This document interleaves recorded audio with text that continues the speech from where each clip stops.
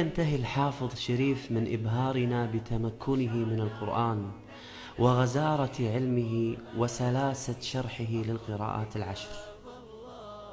طيب شيخ شريف، يعني بما أن كل المشاهدين الآن الذين يسمعون ويرونك في هذا اللقاء الجميل والرائع علموا بإتقانك للقراءات، لو نختار آية مثلا قصيرة وتقرأها بعدة 3 أو 4 قراءات نسمعها منك. طبعا أنا هجمع بجمع الآية، هو من أصعب الجموع. جمع الآية يعتمد أن القارئ الأول هو قالون، ثم بحسب ترتيب القراء لكي يعني ننبه السادة المشاهدين. اعذرني سألتقط يعني دقيقة واحدة. نعم. القراء معنا قراء 10: نافع وابن كثير وأبو عمرو وابن عامر وعاصم وحمزة والكسائي وأبو جعفر ويعقوب وخلف العاشر. كل واحد من هؤلاء القراء الأئمة له راويان، فنافع مثلا له قالون وورش، وابن كثير له البزي وقنبل، وأبو عمرو له الدوري والسوسي، وابن عامر له هشام وابن ذكوان، وعاصم له حفص وشعبة، وحمزة له خلف وخلاد، والكسائي له أبو الحارث والدوري هذا هو الذي روى عن أبي عمرو، وأبو جعفر له ابن وردان وابن جماز، ويعقوب له رويس وروح، وأخيرا الإمام خلف العاشر له إسحاق الوراق وإدريس الحداد. تفضل شيخ، إن شاء الله تبارك الرحمن. أعوذ بالله من الشيطان الرجيم. بسم الله الرحمن الرحيم. ألف لام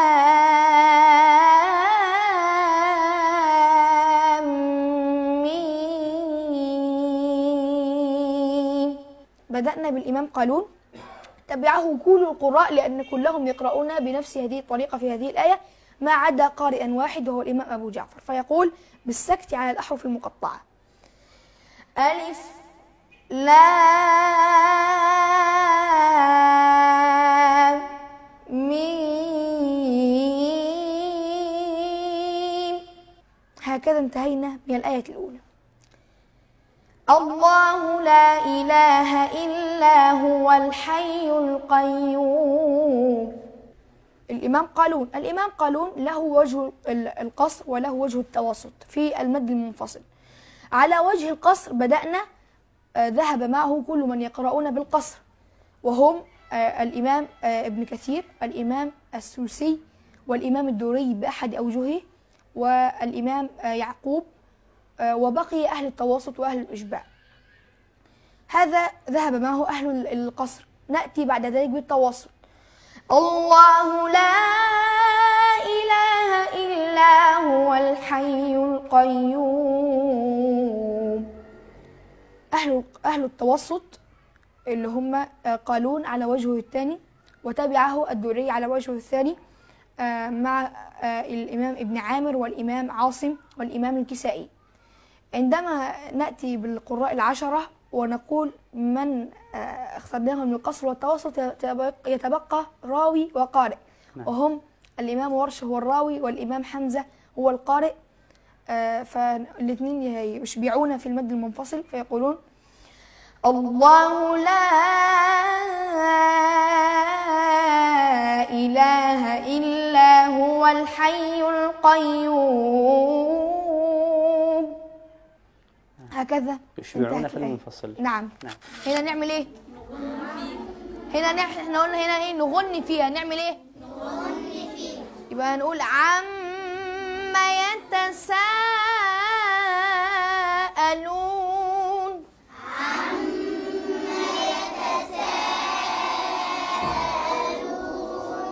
عن النبأ العظيم. بعد ذلك نأتي إلى الآية الثالثة. فالإمام حمزة في هذه الآية يقول التوراة، والإمام ورش يقول التوراة. أما الذين يقولون بالإمالة فيقولون التوريه، والذين يقولون بالفتح يقولون التوراة. فالفتح أو الألف بينه وبين الإمالة هو التقليل، وبين الألف والياء الإمالة.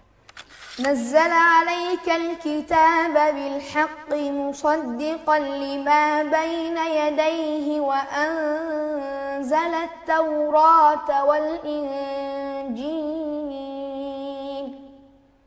هذا أول وجه للإمام قالون، لأن الإمام قالون قال وبالخلف بللة، له التقليد وله الفتح، فأتينا بوجه الفتح وكل من له الفتح ذهب مع الإمام قالون. نأتي بعد ذلك بوجه التقليد. نزل عليك الكتاب بالحق مصدقا لما بين يديه وأنزل التوراة والإنجيل. نحن قلنا في بدء الأمر أن من يقلل هو الإمام ورش والإمام حمزة والإمام قالون بخلف. إحنا التوراة قلنا بالتقليل بالفتح ثم التقليل. من يقول بالإمالة؟ أول واحد قلنا بالإمالة هو الإمام ابن ذكوان. نعم. فنقول وأنزل التوراة والإنجيل. فنأتي أولا بوجه الفتح وهذا معروف لنا وشائع. بعد ذلك بقى نأتي بما تبقى فنقول نزل عليك الكتاب بالحق مصدقا لما بين يديه وأنزل التوراة والإنجيل. هذا وجه صلة هاء الكناية للإمام ابن كثير. نعم. بعد ذلك نأتي بآخر وجه في الآية هو وجه الإمام الحسين. نقول نزل عليك الكتاب بالحق مصدقا لما بين يديه وأنزل التوراة والإنجيل. نكتفي بهذا القدر لأن الله يبارك فيك.